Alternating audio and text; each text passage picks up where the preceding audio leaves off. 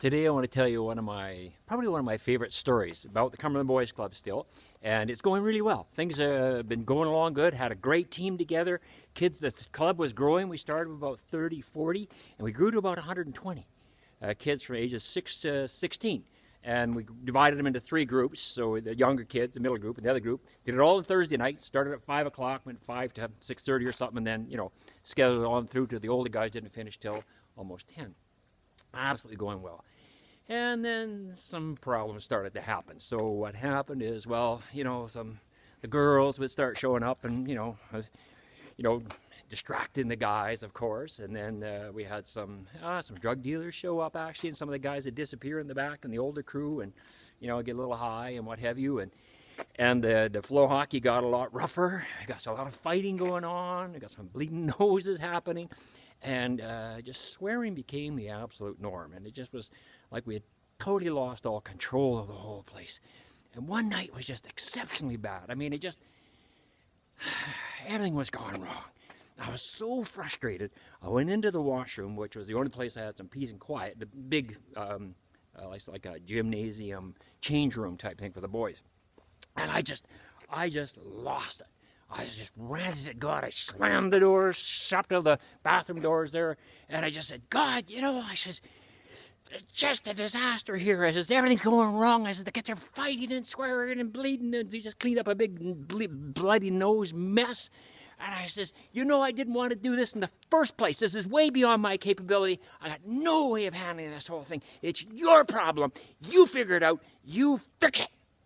And I left and closed the club down earlier that night. Didn't even go out coffee with the guys, and wanted to quit. And showed up the following week very hesitantly, but amazingly, it was like everything changed. We never saw the girls again. We never saw the drug dealers again. I don't think I heard one swear word. The kids played great hockey together. It was just phenomenal. And a devotional time when we have our stories, the kids all sat there quietly and listened. It was like I said to the other guys, any of you guys know what happened here? And they're all like, no, man, this is really weird. Anyway, at the time we had transferred over with Young Life, but Youth for Christ was more predominant in the Comox Valley. So we had switched over to them, mainly because they had a whole bunch of vans available for us to use to go to floor hockey tournaments. So that was great, and insurance and that kind of stuff. So I went to their quarterly meeting and had to give my report, and I told this story. And there was a little old lady sitting in the corner knitting away, and she says, yeah, Daryl, we heard you had a problem out there and having lots of trouble with the kids. So a bunch of us ladies went out there during the week, and we laid hands on the four corners of that building and prayed for it, that God would intervene and protect the place and bless it.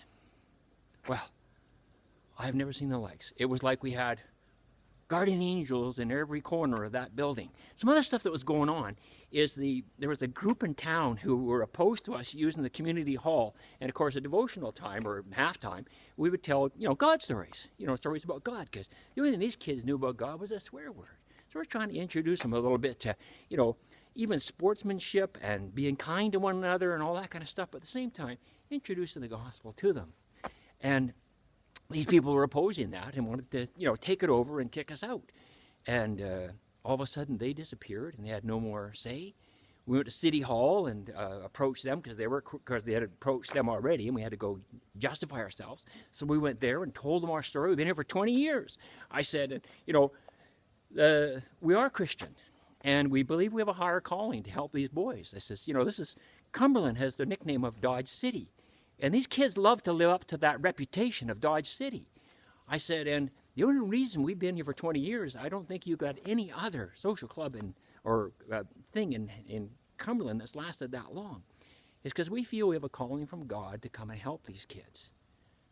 And the City Hall, the group, they voted unanimous to support us. And open cards, we could say whatever we want. This is 20 years ago, but yeah, it was great. And there was an abandoned church, or almost abandoned church.